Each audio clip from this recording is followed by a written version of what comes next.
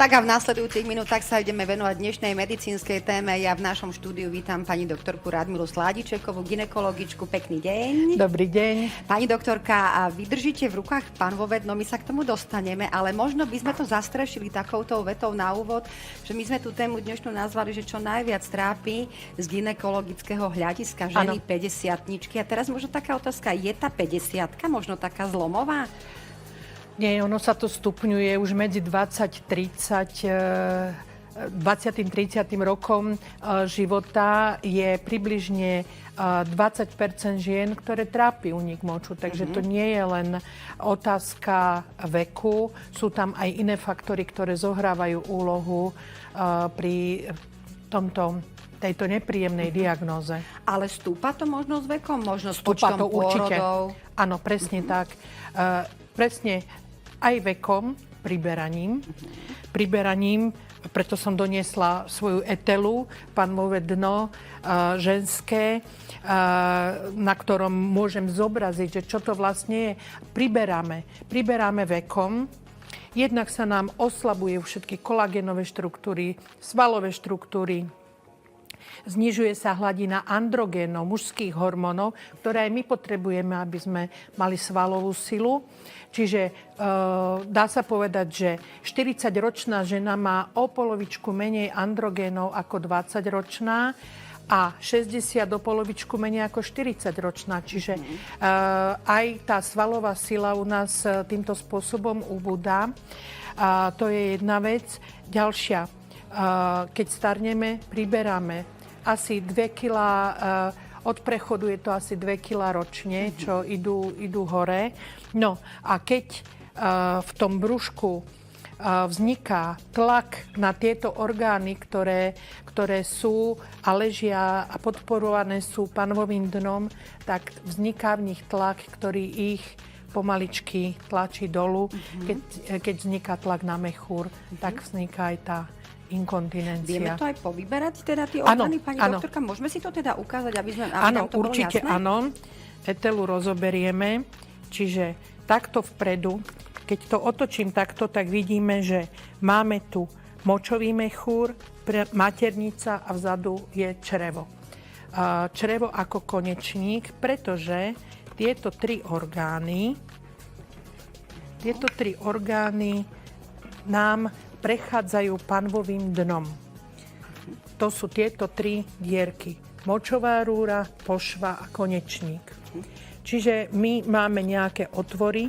Teraz tu vidíte krásne svaly, ktoré zvierajú a držia. Áno. No a toto je zase vnútorná vrstva panvového dna, ktorá podopriera tie orgány. V tých orgánoch, a hlavne teda hovoríme o močovom mechúri, musí byť určitý tlak. Keď ten tlak presiahne, ten tlak na mechúr presiahne ten, ktorý drží zviera mechúr, tak nastane únik moču. A to je hlavne pri skákaní, behaní. To je tá stresová inkontinencia. Pretože nesmieme zase každú inkontinenciu hádzať do jedného vreca. Sú iné druhy inkontinencie. Na to slúži gynekológ, aby si to roztriedil. Túto posielam na urológiu alebo urogynekológiu. Túto môže mať v starostlivosti a môžeme jej poradiť niečo iné. Čo to už potom budeme hovoriť asi. Dobre, pani doktorka, a čo teda, jednak možno, že my ženy trpíme trošku tými predsudkami, zrejme mi to dáte z praxe za pravdu, že teda veľmi nerady sa priznávame k takémuto problému. Snažíme sa to nejakým spôsobom zakamuflovať, vyriešiť možno nejakými hygienickými vložkami, pomôckami na inkontinenciu a tak ďalej. Ale potrebujeme zrejme tú odbornú pomoc. Ja si myslím, že jednoznačne áno, pretože tá, ktorá kamufluje a vidí, že už potrebuje kamuflovať, tak nie je spokojná. Okrem toho, že to zasahuje do sociálneho života, keď musí stále chodiť s vložkou, zasahuje to do osobného života, do sexuálneho života, majú tie ženy problémy. Nikto s inkontinenciou nepovie, že ten sexuálny život je úplne bezstarostný. Už musí proste celú rodinnú a domácu situáciu prispôsobovať tomu, aby sa náhodou niečo nestalo, aby som sa nezhanobila, aby som proste vyzerala dôstojne v každej chvíli. Čiže zasahuje to do toho sexuálneho života. Pritom mnohým z tohoto sa dá pomôcť.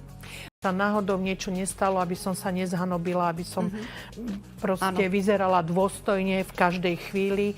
Čiže zasahuje to do toho sexuálneho života. Pritom mnohým z tohoto sa dá pomôcť.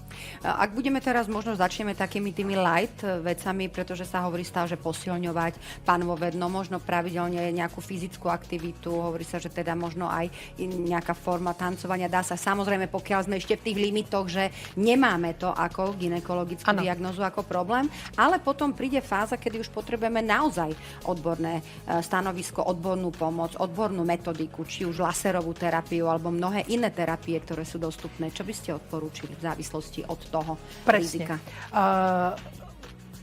Treba najprv diagnostikovať, tak ako hovoríte, tá diagnoza, že čo je príčinou, aká je tá inkontinencia.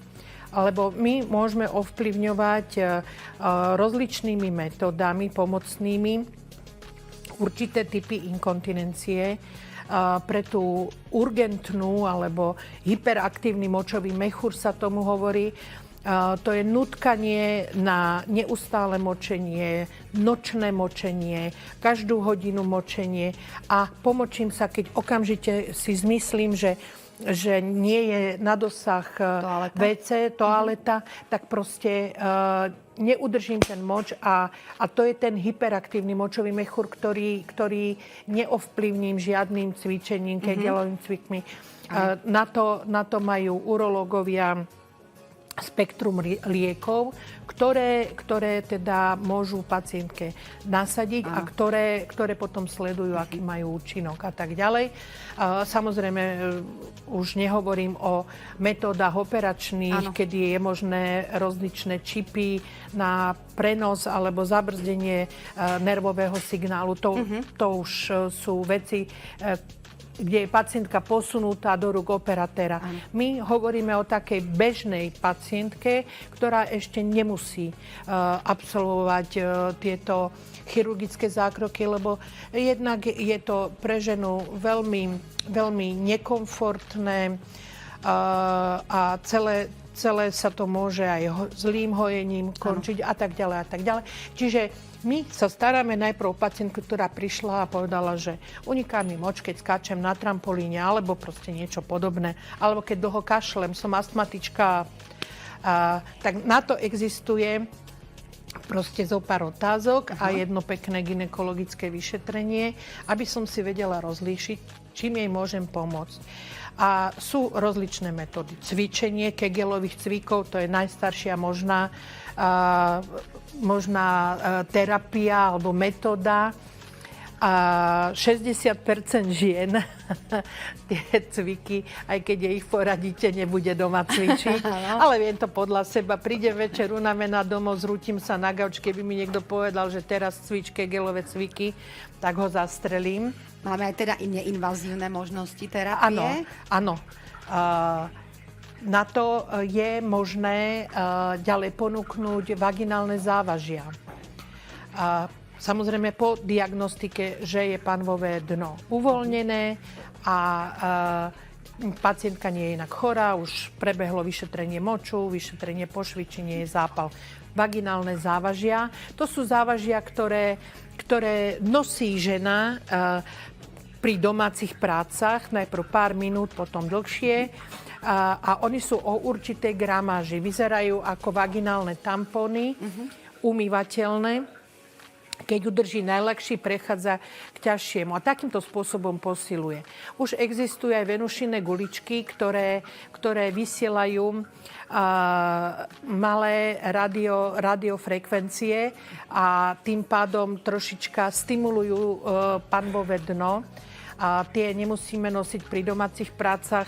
Dá sa to zasunúť do pošvy a pozerať televízor, cvičí to za ženu. No a potom máme také tie sofistikovanejšie metódy, ktoré milujem, robím s obidvomi metódami a vynikajúco sa doplňajú. A to je práve kreslo elektromagnetické, ktorého som teda vlastníkom a ktoré milujem pre jeho vynikajúci efekt. Čiže na základe elektromagnetického pola Presne, nejakým spôsobom sa vysielajú signály? Žena na ňom sedí, oblečená pohodlne, akurát nesmie čítať mobil. Áno. Kontraindikáciou je tiež sú železné kovové implantáty a kardiostimulátor. Nemôžem mať, vtedy ju môžem do toho elektromagnetického pola posadiť. Sedí tam pol hodinu. No a to kreslo vlastne vysiela na panvové dno, takto ako žena sedí, tak vysiela presne vlny elektromagnetické. Meria sa to v Tesla a je to o sile 2 Tesla. Je to veľmi silné elektromagnetické pole, lebo keď to takto laicky porovnáme, tak magnetická rezonancia má 1,5 Tesla. Takže toto je fakt silné. Oni stimulujú neuróny, zakončenia nervové vo svaloch a svaly cvičia. To, čo nedokážeme vlastnou vôľou, lebo vytvárajú také super intenzívne kontrakcie. Áno. A my nie všetky svalové partie dokážeme teda ovládať. Toto nedokážeme urobiť. No a ten stroj vlastne za ženu urobí 12 000 kegelových cvikov za tú pol hodinu. Takže zaujímavé, že naozaj vidíme, že aj doba kráča aj v tejto oblasti medicíny dopredu, čo je naozaj dobre, čiže odhodiť naozaj predsudky akékoľvek, možno nejaký pocit hanby alebo nevôle, ale teda poradiť sa so svojím gynekologom, pretože nám to dokáže vyriešiť aj ostatné problémy, ktoré ste spomínali, či už psychickú nerovnováhu, sexuálny život, nechutenstvo na sex a vôbec sex a partnerský život. Myslím si, že sme otvorili veľmi zaujímavú tému. Už som videla aj teda, že prichádzajú divácké otázky, takže pani doktorka našťastie zostáva spolu s nami počas nášho ďalšieho vysielania v našom štúdiu a bude sa vašim otázkam venovať, ktoré adresujete na damskýklub@rtvs.sk. My sa k nim ešte vrátime, ale ešte predtým máme samozrejme pripravené aj ďalšie zaujímavé témy. Soni, nech sa páči. A my už sa tu dohadujeme s pani doktorkou, lebo ona hovorí teda, že aj ženy nám dôverujú, za čo veľmi pekne ďakujeme, pretože tá téma je naozaj taká výsostne, by som povedala, súkromná, až pre niekoho možno taká, že majú pocit nejakej hanby alebo nejakého vlastného zlyhania. Nie je to presne tak, pretože je to diagnóza. My sa s pani doktorkou Sladičekovou rozprávame o tom, že inkontinencia dokáže ženy po 50-ke, ale aj v mladších ročníkoch dostatočne potrápiť. Takže s čím sa na vás obracajú, pani doktorka, najčastejšie? No, sú tu dve vekové skupiny, čiže rozdielme to od 35 do 50 a od 50 vyššie. Čiže sú to dámy, ktoré majú ťažkosti so stresovou inkontinenciou, práve popisujú opakované pôrody, viaceré, a že to začalo po pôrodoch, tieto ťažkosti. A to je presne to, čo som popisovala. A potom sú tu dámy po tej 50-ke po prechode. Tam tie problémy sú už zložitejšie, pretože tam sa nejedná vždy, aspoň podľa toho, čo písali, nejedná sa vždy o stresovú inkontinenciu. Minimálne je to inkontinencia zmiešaná, ale mnohokrát práve ten hyperaktívny močový mechúr. Ten súvisí aj s tým, že sa ženy dostávajú do menopauzy, kedy začínajú chýbať estrogeny. A tie estrogeny chýbajú v pošve a zase z vývoja, z embryológie lekári vedia, že predná stena pošvy a spodná stena močového mechúra pochádza embryologicky z tej istej vrstvy, z toho istého materiálu. Čiže oni zdieľajú, mechúr a pošva zdieľajú spolu estrogenové receptory. Ako náhle prichádzame do prechodu, tak nám začnú chýbať estrogény nie len v pošve, čo zhoršuje sexuálny kontakt, ale to je asi na to inú sme si tému. povedali, že budeme mať tiež z tohto seriál. Áno, ale začínajú chýbať estrogény aj v močovom mechúre a môžu spôsobovať okrem všetkého iného aj hyperaktivitu močového mechúra. Pani doktorka, prepáčte, ako to je? Lebo aby sme teraz zase aj nevystrašili naše diváčky, pretože ja nepoznám, že sa niekomu niekedy nestalo, že dostane napríklad záchvat kašla, alebo si kýchne taký nepripravený a že naozaj k tomu úniku moču príde. Má to byť pre mňa nejaký varovný signál? Alebo do nejakého, ja neviem, objemu, alebo keď je to fakt veľmi ojedinele, je to ešte v poriadku, alebo nikdy to nie je v poriadku? Tak keď je to občas a len vtedy, keď je chorá, no tak sa s tým dá žiť. Ale ja som prišla povedať vlastne o tom, že my máme už metódy, ktoré nie sú chirurgické, nie sú invazívne. A vlastne už to nie je len to cvičenie tých kegelových cvikov, ktoré, jak som povedala, ktorej z nás sa to chce, prosím vás, cvičiť. Ale už je možné prísť, nastúpiť na to kreslo a nechať cvičiť tie svaly. Lebo všetky svaly, keď sa cvičia, vidíme kulturistov, akí sú fajn. A keď sa necvičia, tie svaly atrofujú. A nám svaly atrofujú, jak som už povedala, aj z hormonálnych dôvodov, aj starnutím vôbec. Keď sa k tomu pridajú pôrody a nadváha a ešte aj vrodená kvalita toho spojivového tkaniva, tak problém je na svete. Čiže tým, že ešte nemám únik moču, no nemám. Ale keď sadnem na kreslo a pocvičím, tak si robím prevenciu.